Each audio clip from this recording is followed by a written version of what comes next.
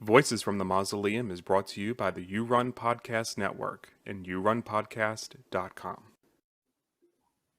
Steve, you should do like ASMR videos. Oh, I listened to that thing and I'm like, oh my God, it's so like. maybe I should go for like some voice acting. I don't know. Audition that. Hey, what's up, everybody? Welcome back to Voices from the Mausoleum. We are back 2024. We're kicking off January in a big way with one of our very dear friends. Sometimes he's a friend, sometimes he's not a friend. And that's Scott from the You Run podcast. Hello. I'm always a friend. Just sometimes I rile you up and make you angry. Frenemies. This makes a good friend, right? The ones that challenge us a little bit, you know? Yeah. Only for him, it's like a lot. Yeah, you'd get really bored if all of a sudden I just started agreeing with everything you said, though. I guess that's true. That's probably true. Yeah. Yeah. So we're here today with Scott to talk about his movie that just came out. What was the release date? I know it was a couple weeks ago. It was right before Christmas. 20th of December came out. The 20th of December.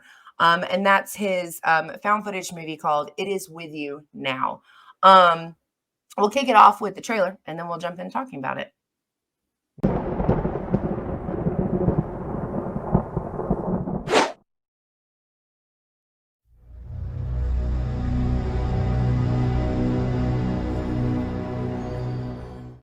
So the poll results are in and you selected The Witch.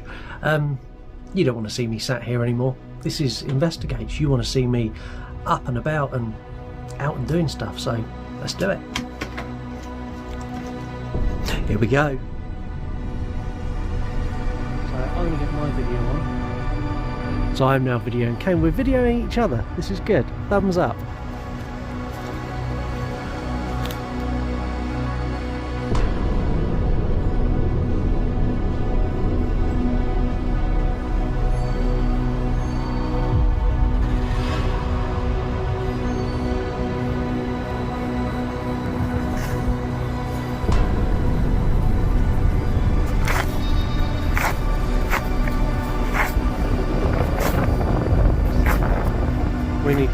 We need to find our way back to a path because this is not clearly defined at all. The fuck? No one there. That one's leaning over. There's that fucking voice again. What is it?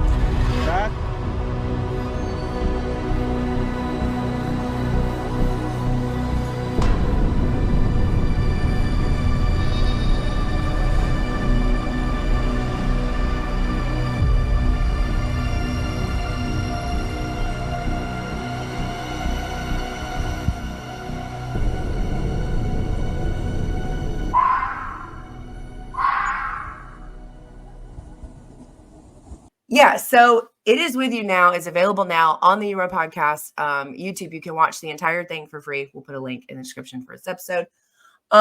Scott, you want to talk a little bit about just kind of the synopsis and getting prepared to release this a little bit? Yeah, so the synopsis of this is kind of all geared around the You Run podcast and what we do, where people get to request the movies or request the cases we cover on true crime. And it's an extension of that where people request us to go and investigate local legends, and me and my son go off into the woods to investigate a witch.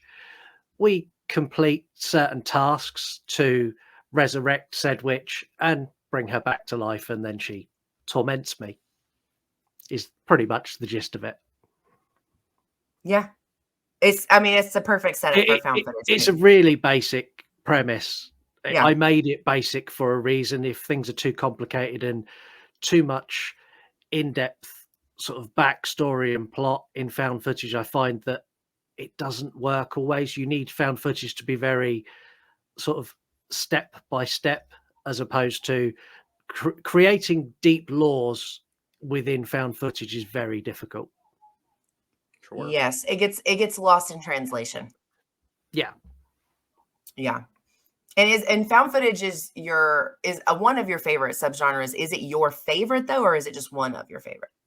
It's one of my favorite. My favorite is paranormal horror, Paranormal. which Yeah. tends to slip into the found footage. So things like the Blair Witch Project, Paranormal Activity, Wreck, Quarantine, those kind of that have that paranormal edge to them, but they are in found footage. They tend to be the movies that I will gravitate towards and sit and watch. I could watch Paranormal Activity back to back 3 times and take something different from it each time. So they're the movies I love.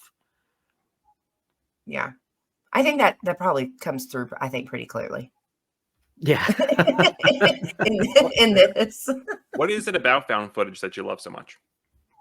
The thing I love about found footage is anyone can do it. And I've proven that. You don't need really expensive cameras. You don't need a ginormous crew. You don't need all these other things. All you need is a phone and a computer to edit it, or a phone and even an app on your phone to edit it. This movie was shot entirely and edited entirely on that. Yeah. The whole thing. And it found footage opens the door to so many filmmakers who couldn't otherwise make a film. Yeah. And that, I think, is something that is a great thing to have, not just in horror, but in every genre, to have that gateway in where if someone's got an idea and a script and a plan, they can just go, do you know what? I've got 2 friends who want to help me. I've got a car and I've got a house and I've got a phone, and use just those elements with no budget. They can create something that could turn out to be really, really good. Yeah. Yeah. What's that 70s film style? Cinema verite? Sort of reminds me of that a little bit, where it just sort of like you said, puts the camera in the hands of just people who want to express a story. Yeah. Yeah. And I love that in found footage. And I found it very difficult my biggest problem with found footage is when I watch a found footage movie and there's no explanation for the camera being on, it really antagonizes me to the point that it makes me angry. So one of the things I was very careful to do was justify every time the camera was on. And I think I just about done that. I think some of the closing act is kind of a bit like, why would you have your camera on? But I think for the most part, I managed to tick that box, which was my goal. Yeah, well, I think you accomplished it so well in the first 2/3 of the movie, though, that I think it's a lot more forgiving when it's made sense for so long. You know, by the end of it, when all these big things are going on, that obviously we can't see them if the camera's not turned on. So you're way more like not as focused on that as you would be if it hasn't made sense the whole time. And I think, yeah, because you cut a lot, like as far as like you're doing something and then you're like, all right, well, we'll talk later. You don't want to see all of this. And then you like, it goes off and then you go on to the next thing. Which is something that I'm a little more forgiving, I think, than you are probably in regards to like why the camera, because I already know like the camera's on because we need a movie. Like, but I know that can be like such a frustrating thing because sometimes it is so just out there. Like in reality, this person would never still be filming. But I think you accomplished it so well in the first parts of the movie that in the end, it's not really quite. I didn't, at least as a viewer, I didn't question it. Oh, that's good then. At least I ticked the one box that I set out to make sure I got right.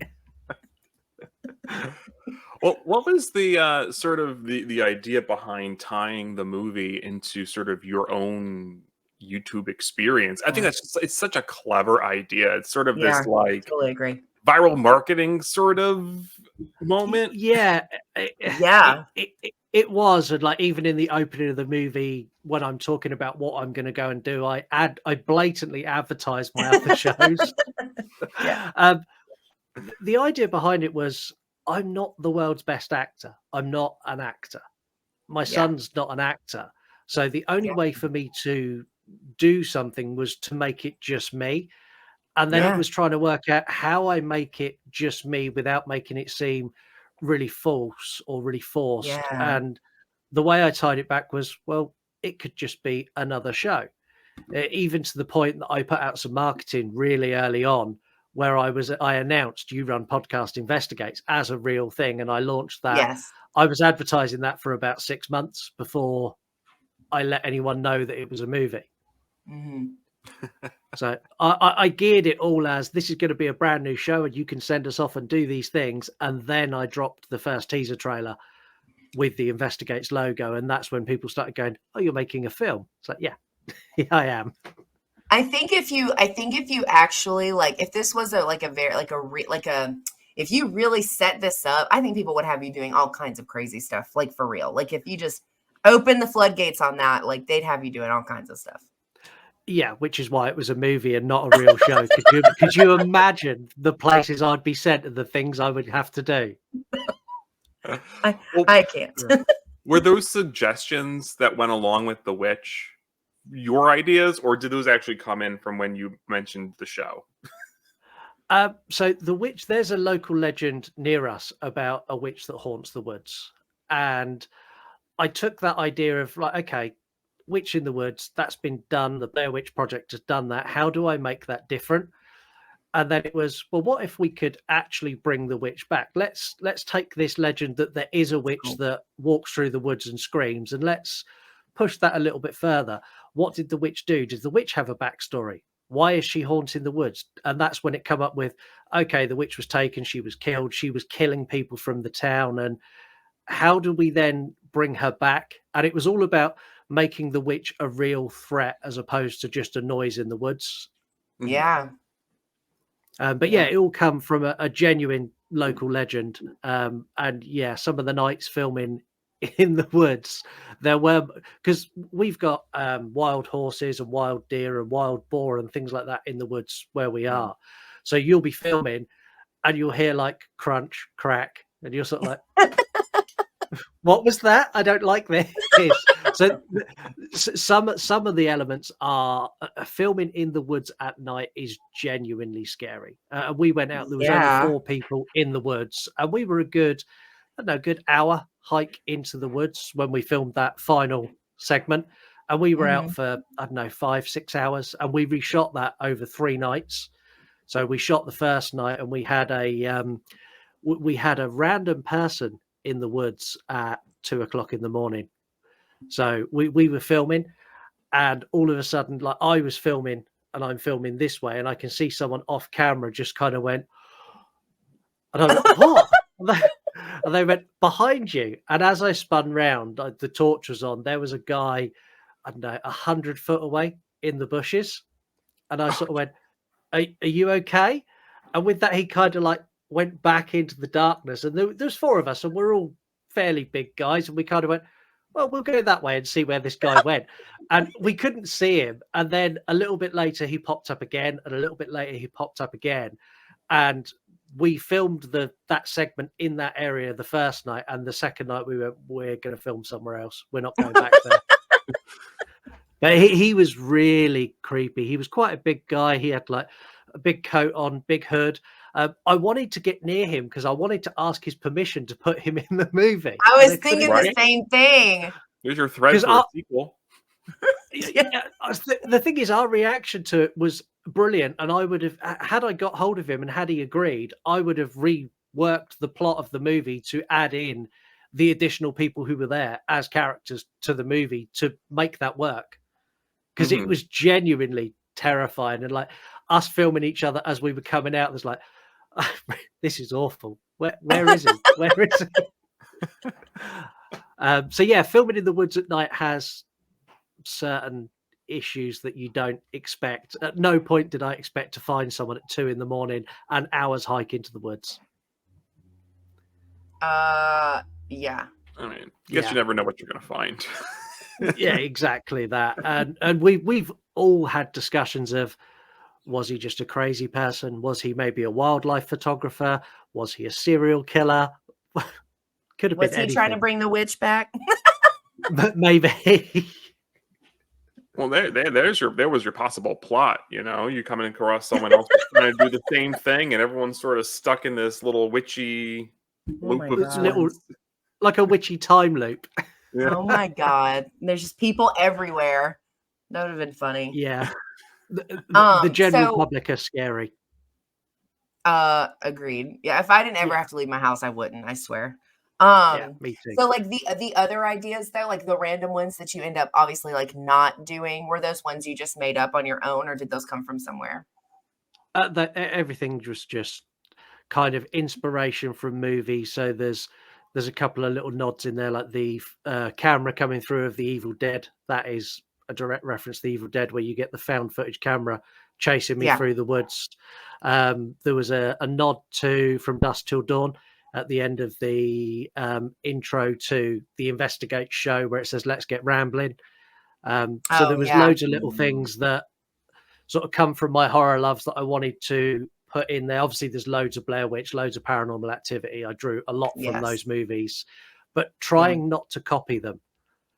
That Yeah. was the big Yeah. thing. It was trying to do something similar, but not the same. So I didn't have any moving doors, because if I had a door that moves on its own, everyone goes, "Oh, Paranormal Activity." Yeah. It's trying to keep it my own. I think there's so many elements though that like that would be like if I had to sum that like this experience up at, like as a viewer, I think if it was like if you Angel give me one word that you would use to describe It Is With You Now, I think the word I would use is unique. Like there were, because every time I felt like I kind of like knew what was going on, you like changed it. And then I didn't know what was going on, or I at least found out that I didn't know the whole time what was going on, or but you do that multiple times. Like there's things that continue to happen, and it goes in directions that as a viewer, someone who watches a ton of these types of movies, like I didn't know that. I mean, that was obviously like you were you were sealed about everything regarding those kinds of things, as far as like people talking to you about the movie even before it was out. Like you never shared any of that stuff, at least not with me. I didn't know about any of No. that. So when I went into it and we get to this that certain place in the film when everything kind of switches gears, I was kind of like, that's pretty cheeky. I like it. Like I was very surprised by it in a good way, because I think there's a lot of really unique elements. And while you can say like you can watch it and be like, oh yeah, like there's some influence, it's just influence. It's not reused material, you know? Yeah, I mean the twist that comes sort of towards the end is the thing that I kept under wraps the most, Yeah. because Mm. I had that got out, that then compromised everything, and that no one knew about that, not even Kane. No, because Oh, that twist scene was filmed just me, and I filmed it all on my own when no one else was in the house, and no one else knew that No, was in the movie. No one else actually saw the movie in full apart from me until release. So Kane and saw certain so elements and helped edit certain elements, but yeah, he didn't see the full. No one saw the full production apart from me. right. Huh. no. I mean, well kept secret. Then that it's hard to keep things under wraps, right? Like, especially if you have other people involved, and it's sort of like, yeah, to just make sure no one could hear, right? Yeah, Yeah. trying to keep something that quiet. Like me and Kane filmed for probably about 2 weeks total, and trying to keep elements of the story away from him. Like when we film the scenes where he's being weird and kind of like Yeah. disappearing behind, he had no idea why he was doing that. It was just like, you need to go over there. You need to like walk past that tree. I'm going to go over there. And as I get close to you, you need to go the other way. So you're behind me. So as I Yeah. spin the camera around, you're not there. And he's like, why? I was like, don't worry about why. Just do it. Trust me. It'll be okay. Adds to the Yeah. confusion of the performance, right? I think it's definitely sometimes you don't want all your actors to know everything. No. And Yeah. Kane was an absolute trooper throughout. So we done a couple of late night shoots. We done a lot of shooting at weekends, but like really early in the morning, because we need the forest to be empty. So Yeah. we were getting out sort of just before sun. We were arriving at the forest as the sun was coming up, and then Mhm. we'd film for like 5 hours, and then dog walkers and couples and that would start Yeah. arriving, and we would go. Yeah. And then we'd Yeah. repeat the same thing the following day. So it was lots of early mornings, lots of late nights, and not once did he complain or moan, or he was just like, yeah, okay, yeah, it's fine. Wake me up at 3:30. I don't mind. Make a movie. Oh, and I guess for people who don't know, Kane is your son. Yes. Yeah. Yeah. So did you ask him to be a part of it, or was he just, was it like a natural conversation, or you like knew you wanted him to help with it? I knew I wanted him to help. So I've got two sons. I've got Kane, who is very outdoorsy and very sort of outgoing.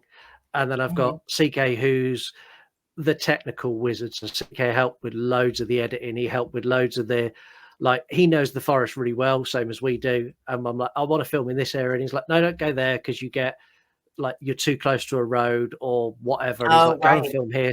So he really helped with that. And I think the joy of it is, for lots of it, we did film near the road. And especially in the early half before the twist, when I'm going, you can't hear any birds at all. There are birds clearly tweeting. There's a fire engine you hear go past. There is. And I left all of that in deliberately because I wanted people going, they're like 2 minutes from the road. And there's a scene where I pan round. And I pan round, and I actually pan round, and you see the car park. And I've just said, we've walked for about 3 hours, and I pan round, and there's all these cars. And it's right there. and it was deliberate, because obviously I knew what was coming, but no one else did. So I wanted people going, this is so bad. He's gone what it. Right. Sort of intentional Easter egg goofs, sort of. Yeah. In some way. Yeah. So how long did it take you? You started working on this when? Originally, probably the idea come to me probably in 2020. 21, we started work, and we kind of started with a script, and then I found it really difficult to script something that is sporadic in talking. There's lots of gaps where nothing is happening, and if you do any sort of script writing, you the script needs to flow, and the script never really flowed. So we went with an outline instead. We went out and we shot the entire movie, and then my computer destroyed it when I tried editing it on my PC. So we shot it again, which is why. It was due for release in, I think it was August 22 originally. And about 3 months before, I lost everything. So I had a moment where I kind of had a bit of a temper tantrum, went and sort of sat in a corner for a couple of hours. You were like, I'm done. Yeah. And then I shelved it for a couple of months, and then it was like, no, I want to go and do it again. We've learned loads of lessons, because the first shot of this movie was completely different. The original was very different to what we got in the end. And I think it was purely the fact that I learnt lessons doing it the first time, and then I lost it all. And then it's like, there was things I wanted to change, and I was committed to a release date, and I couldn't, but now I can. So let's go and change some things. Yeah. Positive to take it as a learning opportunity, right? Where a lot of people would just sort of I wouldn't have. I would have burned everything. And so I don't even like when there's glitches in videos and I have to re-download them. I don't have the patience for when stuff like that happens. I just I immediately go into rage. I had a good day or so where I was very much like, fuck this movie, fuck doing it. I'm not doing anything else. I don't even want to do my podcast now. I had a real couple of days where I was very sorry for myself, and I was like, no, I can't do this. Let's just shelve it. Yeah, it's hard to put something into because so much goes into everything that we create, and let alone a full length, a feature film, and then for it to just be gone. Oh no, I can't even imagine. Yeah, and I tried it. So obviously when you have it saved to your desktop, then you drag it into whatever editing software you need to. When I dragged it into my editing software, it actually took it off my desktop, and my editing software crashed. And when it crashed, it all went. And I spoke to the people who make the software, and they're like, no, you can't recover it. Is there a copy on your hard drive? I was like, no, there's not a copy on my hard drive. And then, backup. It's one of those. It's one of those things. I'm adamant. At some point, I'm going to be going through some old folders, and I'm going to find a copy of that. Just randomly find it somewhere. Yeah. How does a software because the software doesn't have a drive. Like, how is it No. copying? It just swallowed it. So I dragged and dropped it, and then it took it off my desktop as opposed to leaving it and just copying it into the drive. It took the whole thing That and is ate it. wild. And that's when I made the decision that everything would be done on my phone. So all of the editing, everything was done on my phone. Oh, because I see. Okay, so it wasn't originally you were trying to edit on a computer, but then that happened. I would have trust issues with that too. There's certain things I won't do in certain like with certain softwares and programs and stuff, because I don't trust them because they've missed you. Like OneDrive, or not OneDrive. OneDrive, not the Google one, but the OneDrive. I had like over a decade's worth of writing that I moved to OneDrive to remove the storage issue from my Google, and OneDrive like just got rid of it all.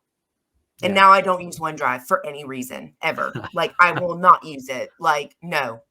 10 years worth. I can't even put into words how much stuff I lost when that happened. Never again. Like, I just won't use it. Yeah, I still have like all of my externals from like college. Oh my God. Yeah, it's technology's really, it's not alien to me. I grew up in the kind of computers were coming in as I was leaving school, and I never had any sort of film training or everything I've learned from doing the podcast and then doing YouTube and watching movies and see what they do. And the biggest help to me was, on DVDs where you get the featurettes where the directors and the producers talk about how they do things. Yeah. I learned so much from that. Sam Raimi is an absolute god for telling you how he does everything. Everything. Yeah. So learned loads from that. Some creatives are fantastic teachers. Others, they hold it like close to their chest. But someone like Sam Raimi is like sort of like, this is how I did it, And what's the makeup guy? Tom Savini. Tom Savini is another one that shares a lot and talks openly about his stuff and like what he had created and stuff too. He was another one that I was thinking of. You had, other than losing your first draft, you did have other things that kind of like this was a lot to work on and get ready to go out, right? Like you had things that came up. You want to kind of talk about like that experience of like the things you had to kind of overcome to get this out? Yeah, there was so much that sort of went on in the production of this, because obviously I was doing other things. So I've got the podcast going. I've got a life outside of this. I have kids. I have a wife. I don't know how you have a life outside of all of the stuff that you do.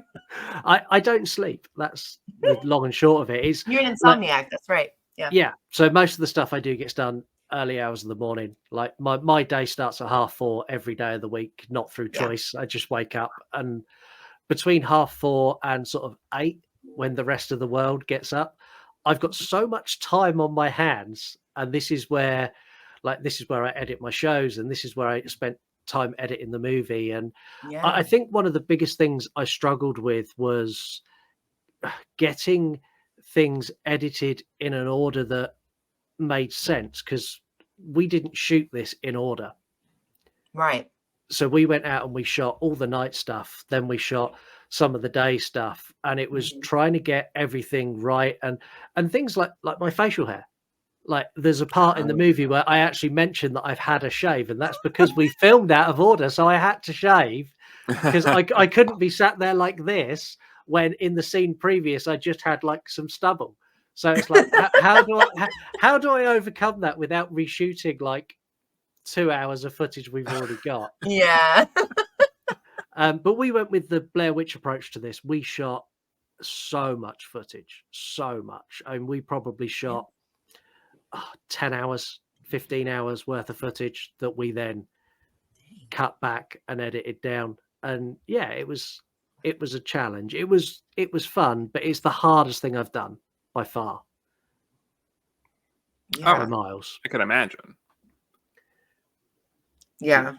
I think filmmaking, and that's one of the reasons, like, like when Steve came on in September, that was one of the things I talked to him about, was like, I really want to get back into doing some stuff with filmmakers, because they really go through a lot. Like, I don't think people, especially in the indie scene where you're doing everything yourself, if you want funding for a film, you got to come up with it yourself, or you just don't have any and you just do what you can, like there's a found footage movie that started a series, and the budget for the first one was $300.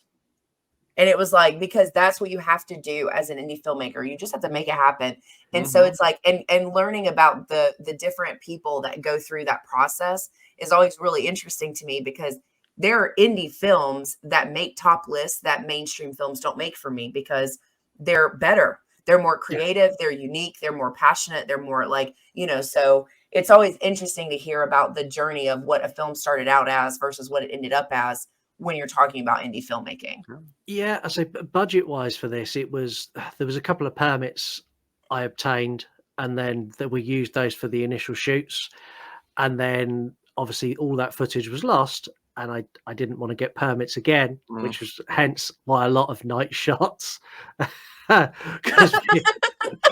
the radar. Yeah, under the radar, and no one's going to know that I didn't film those when I said I was going to film them. That's true. That was the only real expense for this movie, and the permits weren't cheap. So I would probably say, I don't know, we probably done a couple of $1,000, $2,000 for this movie, start to finish. Were the permits just to be in the woods that you were in? To film just in the woods. And it was only in one particular location. Like, there's lots of locations you could just film wherever you want, but there was one particular location where we couldn't. So it was like a sort of a squared off area, kind of like it was where we go down to the river, down to the lake. Oh, I wouldn't have thought that you were going to say that. I would have thought I thought you were going to say this. It's the scene where like the outline of the houses or whatever. I don't know what you call that. Outline is the best thing. But the remnants, the leftover pieces. I thought that's what you were going to say. Yeah, and that we stumbled on completely by accident when we were out. So we went out and scouted. Angel was wondering. Yeah. I was like, I've got to know if that was like something they just knew was already there, or no. So all of the locations for this, we went out at the very beginning, and we went out and we scouted for places to film. No. And that was sort of in the movie where I go, oh, we'll just walk to the end of this path.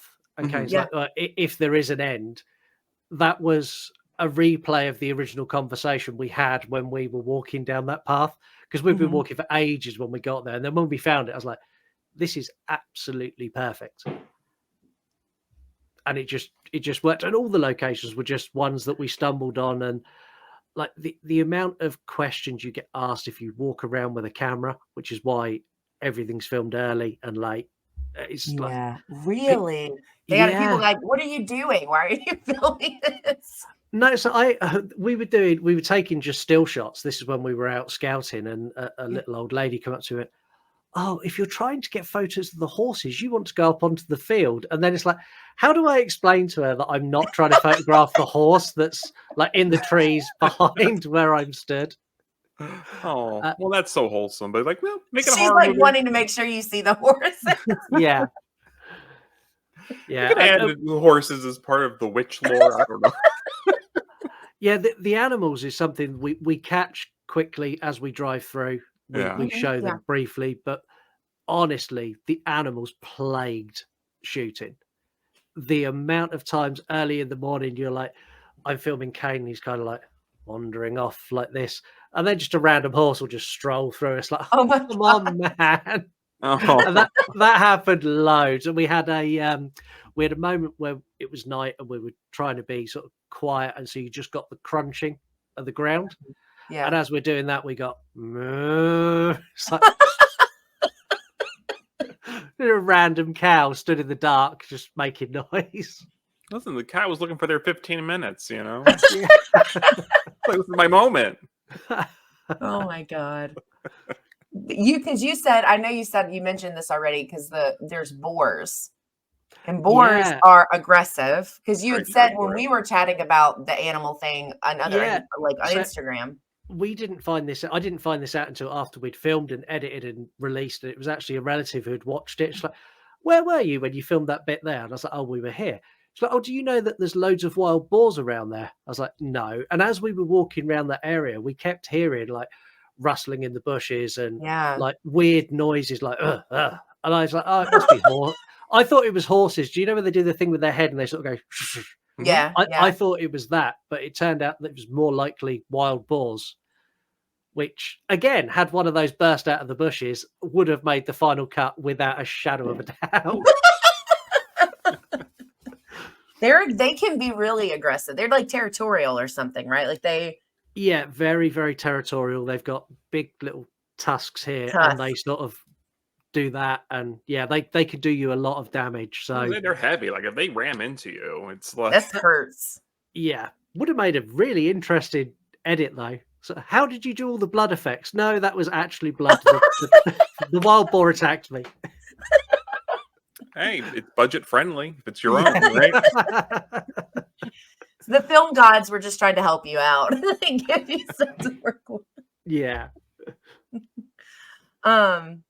Yeah, so I think one of the other things that I wanted to ask about, and this is definitely, I mean, I guess I'll say this just for anybody who's curious at this point in the interview. If you've not seen this, I don't know why you haven't, but if you haven't seen this, I'm gonna spoil something by a big plot point, like in just a second, because I want to ask about something involving that. So if you have not seen it, maybe pause here, go watch it. It's free. There's no reason not to, and then maybe come back. But I wanted to ask about, so the scene where you've got the thing that the little charm, or not a charm, brooch. Yeah. I don't want to say charm. Yeah. That goes off the table, right? Yeah.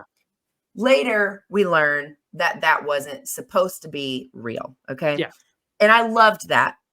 But also, you said when we were discussing it, you were like, well, it works because like you're like, oh, it's a good cover for like bad production. I thought that looked so good. I was like, when it went off, I was like, that looks so good. I didn't see any string, right? Like because you mentioned like I didn't, but I wasn't looking for it. So I guess. So that was attached to literally a piece of string, and I used string because I could lay it in the grain of the wood on the table. So when it was pulled, the idea was that you didn't see it, but obviously when I'm watching it back, I'm like, I can see that, and I knew that this bit was meant to be fake. So we shot that a couple of times, and when we reshot it, I deliberately like dragged the string sort of so it wasn't part of the grain, so it really kind of stood out to me. And then when it got put, that got so heavily edited because it was Lisa, my wife, who pulled the piece of string. Yeah. And I'm there holding it like this. And I'm sort of like tugging it as if to say, okay, pull it now. And she wasn't pulling it because she was waiting for me to tell her to pull it. So that scene, like, it probably took us about 15 minutes to film that. And I'm just stood there going, like this, turned it, going, are you going to pull it? Are you not going to pull it? Like the first time she pulled it, I still had hold of it tight and it just snapped the string. And I was like, oh. No. But yeah, that was kind of the only real sort of big, it wasn't even a big, but that was the only practical effect that we really had. I really liked it. I thought it was good, like, because obviously at that point of the movie, as viewers, we're like, things are happening, right? Like we don't know. And so I was like, that looks so good. And of course, it's like, the other side of the space is so dark.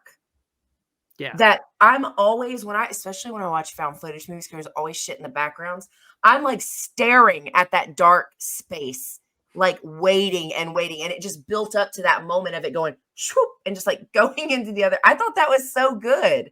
Yeah. The other one was the foxes. That was. Oh, I loved that. The thing that I liked the most, the fact that I dubbed in the sound, and then when I do the reveal that it's not real, it's like, and look, here is the picture of the fox and the actual sound effect I used. That's kind of, I really wanted it to be almost kind of it's almost making a mockery of found footage movies. Yeah. And I kind of wanted to do that. So when it goes to the next bit, everyone then is like, oh, hold on, this isn't, we've seen what he done before that was all really fake, and now this isn't fake, and this is now the stakes have upped a little bit now. And I kind of wanted to have that like double step. So when things are happening the first time, you're like, oh, this is a bit creepy. Yeah. And then when I go, oh no, none of that was real, don't worry about that. Then when something happens, that's the sort of, oh, okay, right, what's going to happen now? And I went with the echoey voice, and I wanted to show the witch had power beyond what we can comprehend, because I didn't just want doors swinging open and banging in the house, because I wanted to show that we've woken something up that is a lot more powerful than we understand. So lights go off, lights go on. Oh shit, I'm back in the woods, and it's all a bit blurry and it's very echoey, and I don't know what's going on. And I wanted it to be almost slipping into like that cosmic horror kind of feel, sort of almost Lovecrafty, and that's kind of where I wanted that ending to go. Something you said, I think it definitely works as sort of like a fun, like mockery of, like, as you put it, found footage. But I think you also sort of have a fun element of kind of poking fun at like YouTube and like TikTok culture a little bit, of it being sort of like a faked thing for YouTube, but then also sort of stepping into it. Like, I was just thinking, like, I don't know if you saw this trending. Did you hear about the Miami alien? Yes. No. just walked into a shopping mall somewhere. I love that so much. I didn't know about so there's this big like police presence in Miami at a mall, and I guess, I don't know, there's like one footage of like a shadow figure, and now everyone on TikTok thinks it's an alien. Yeah, if he needed new shoes. The new Jordans were coming out. He figured, they've already said, the government said that they're real. Like, just do what you need to do now. You don't have to like hide anymore. Yeah, he's just doing his grocery shop, picking up some clothing, back to the ship and back home.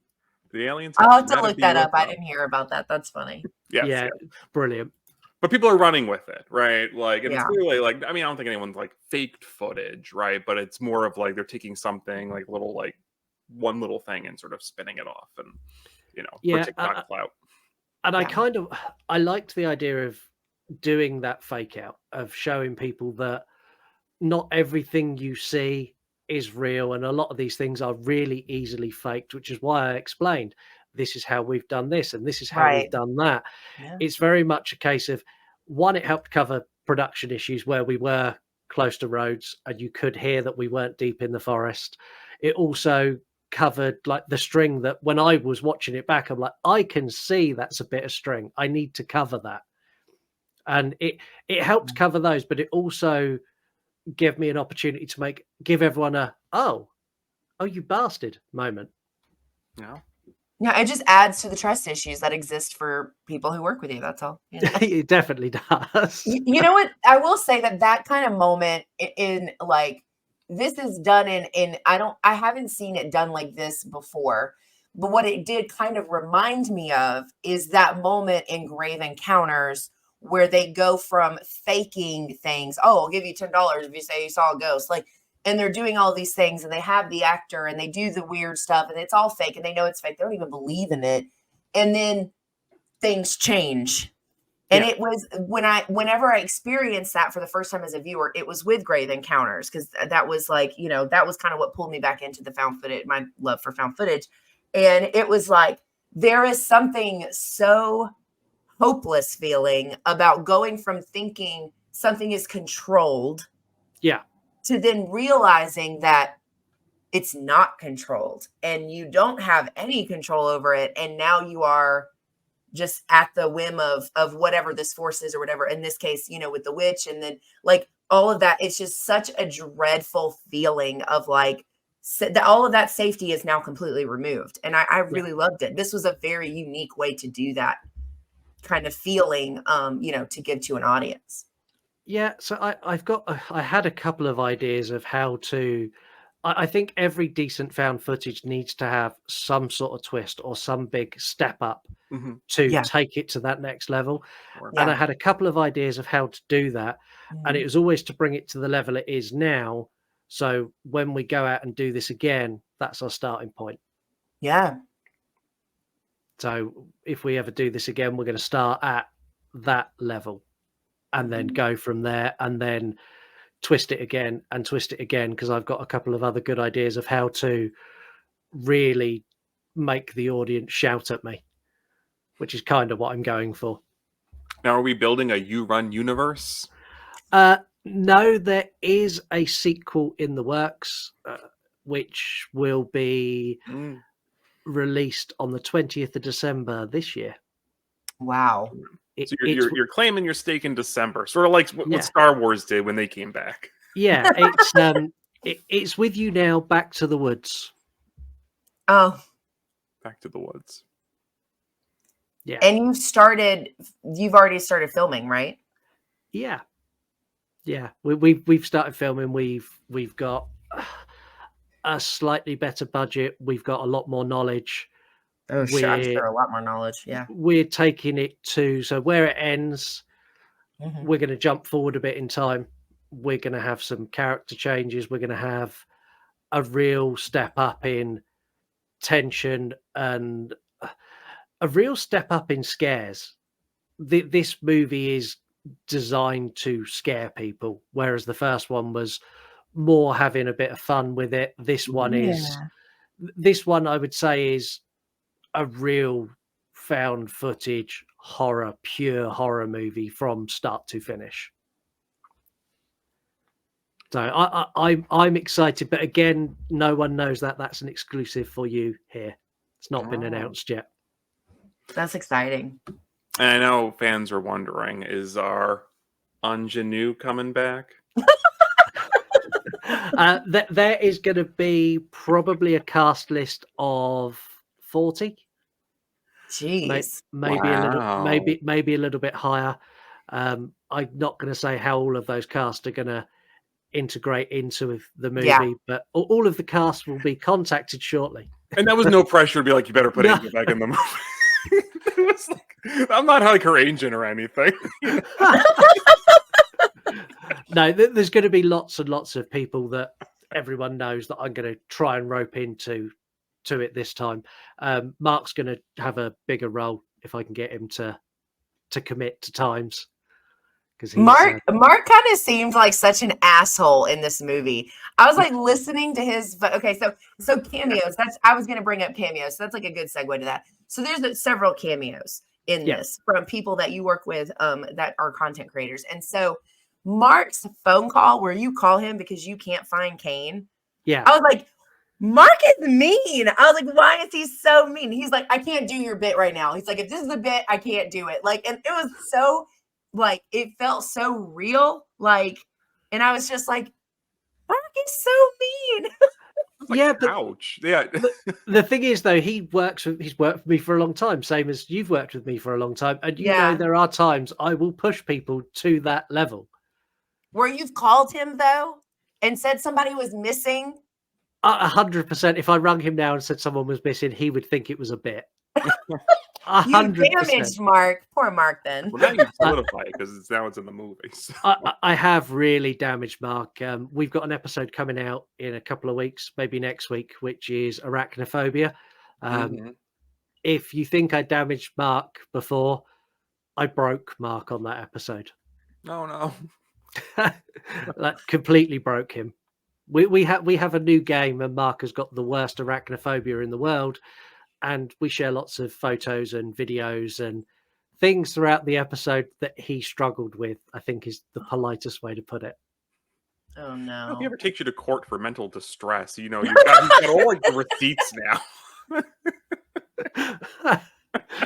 Yeah, I need to get him to sign a disclaimer that I'm allowed to continue to mentally torment him. To torture him.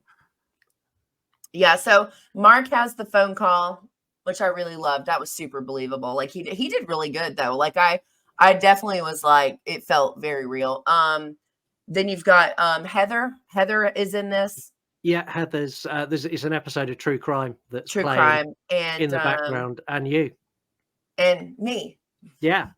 It was really important so anyone who knows anything about our shows knows that if you provoke and you push me, I will respond. And the same as like the amount of videos that I will jump in and interrupt and stitch and remix reels where people will say something and I don't agree, and I'll be like, no, let's stop you right there.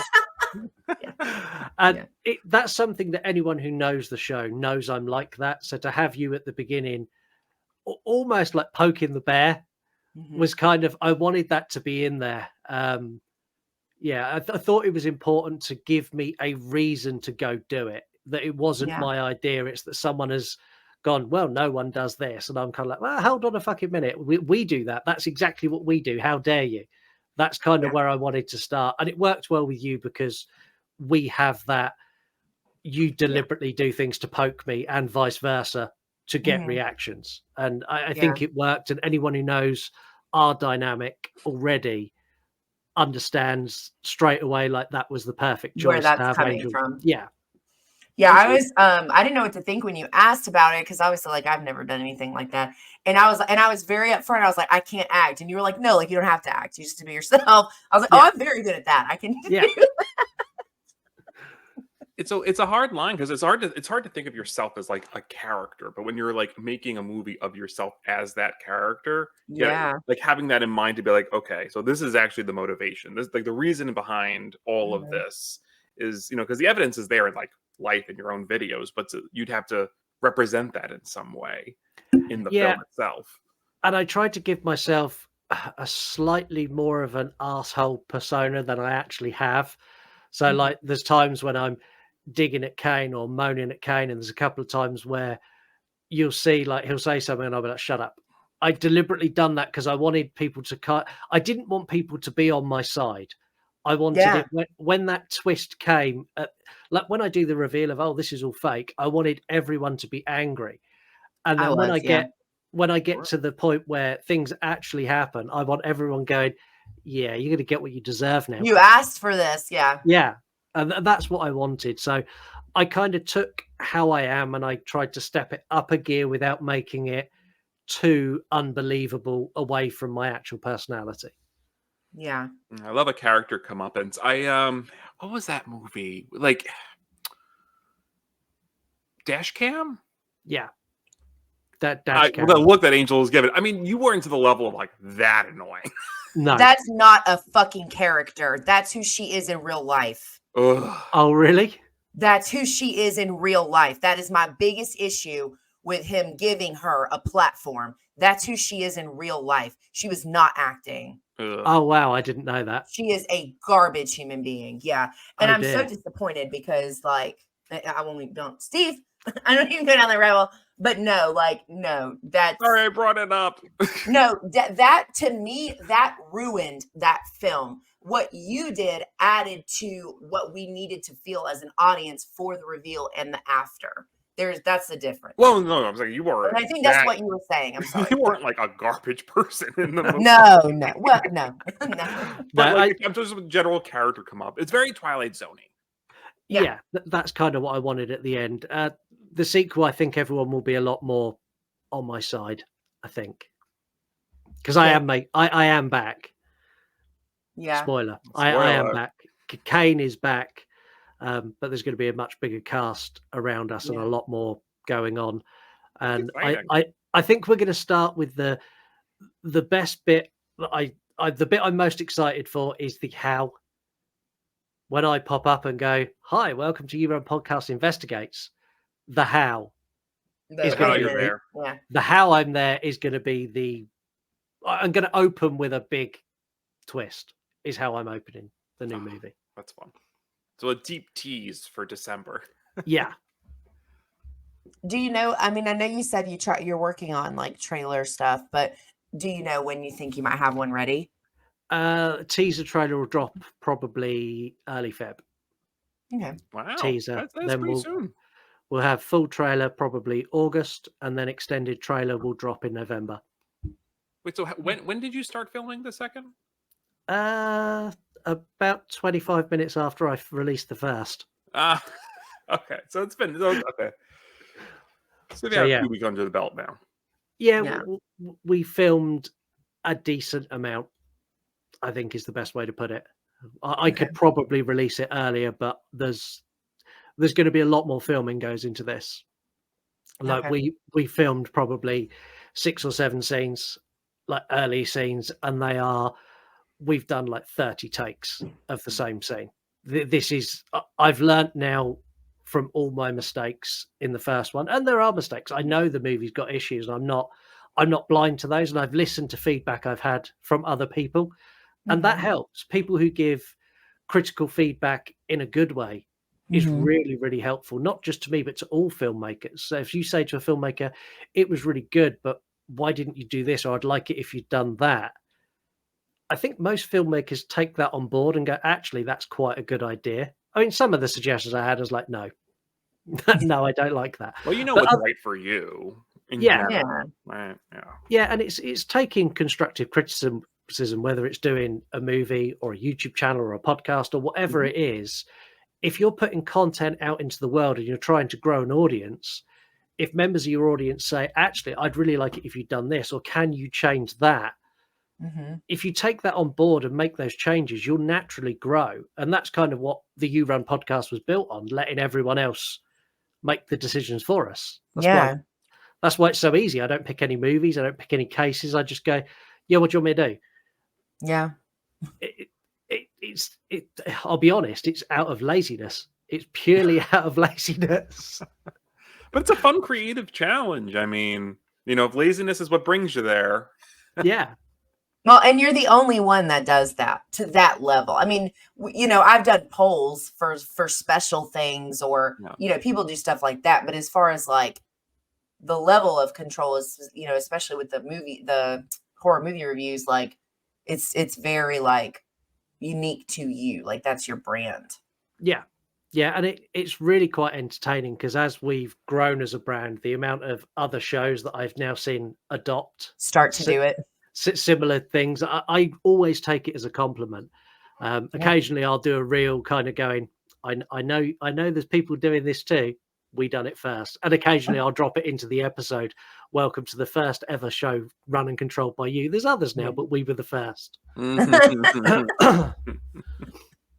But again, I take that as a compliment. Anyone who mimics what you're doing, that's a compliment because they think what you're doing is great. Yeah. Trends start somewhere.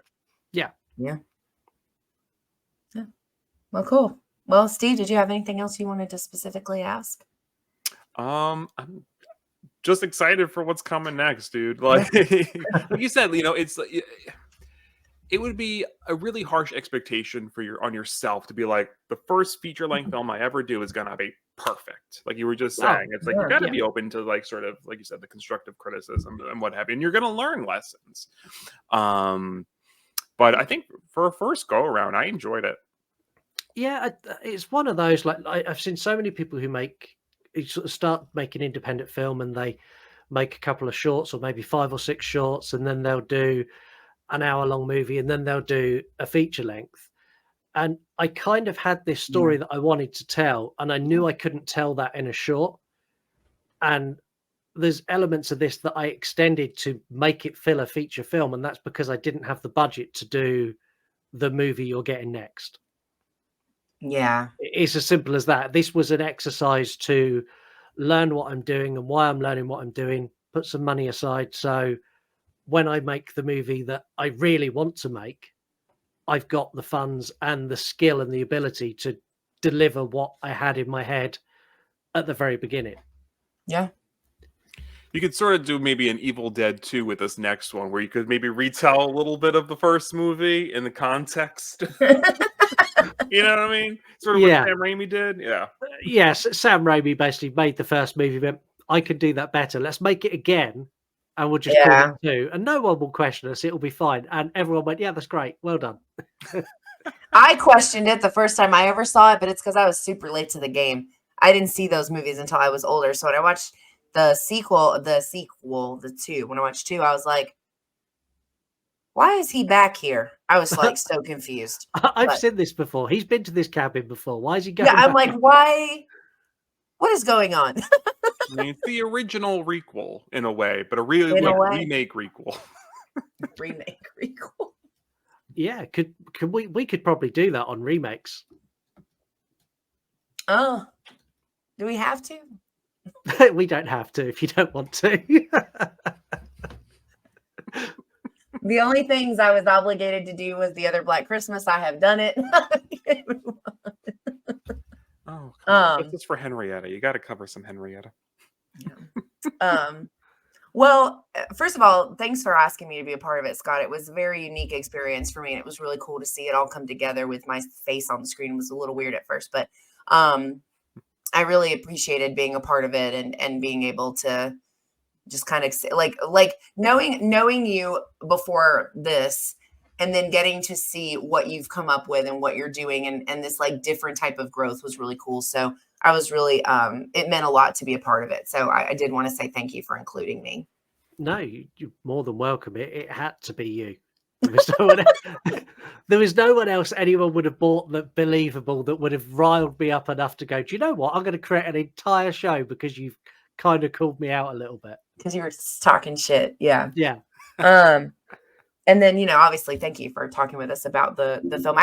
There were things I was like, I really want to ask. I'm like, I think I'll just do just see if he wants to do like a filmmaker interview. Because there was a couple things, like the big one, which you answered without me even asking, was I wanted to know if you found that place with the leftovers of the house, or if that was like planned or if that was an accident. I was like, I got to know if that was something that you had seen before.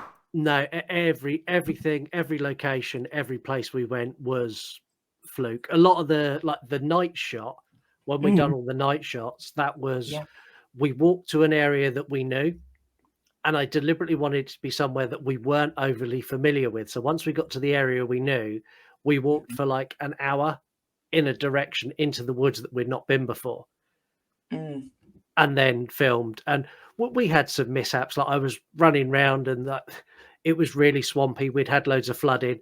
So I ran around a corner and like put my foot in a hole. Well, not even a hole. It was in the water and it kind of went up to my knee and I was covered in mud. And then I had to go back we had to walk all the way back and I had to get changed. And then we had to go out and film again. So it was all kind of like running around in the woods in the dark and kind of not knowing what was there and just going with it. Hoping for the best. Yeah, pretty much. Pretty much how I do all my content. Let's just throw something at it and see how it works. Well, Tom and I are actually going to cover It Is With You Now this Friday on Found Footage Fridays. We're going to do our normal review or whatever of that. So if you're looking for more, because this was more about just the process and those kinds of things. But if you're looking for a more formal review, there will be one, for those watching. It'll be out on Friday. This will go out on Tuesday. That'll be out on Friday. So we're going to do our normal shebang on that. Yeah, I think that's all we have for this episode. Once again, the link to It Is With You Now will be in the description for this episode, as well as where you can find Scott and his other content. And make sure you circle back on Friday to check out Found Footage Fridays so you can see the review of the movie. Hopefully you've got time to watch it before then. You got like 2 days, so go watch it and then you can watch the review. But thanks again, Scott. Yeah, thank you for having me. Yeah, anytime, of course. And thank you guys so much for hanging out with us. Have a good rest of your week. Enjoy your weekend, and we'll see you in the next one.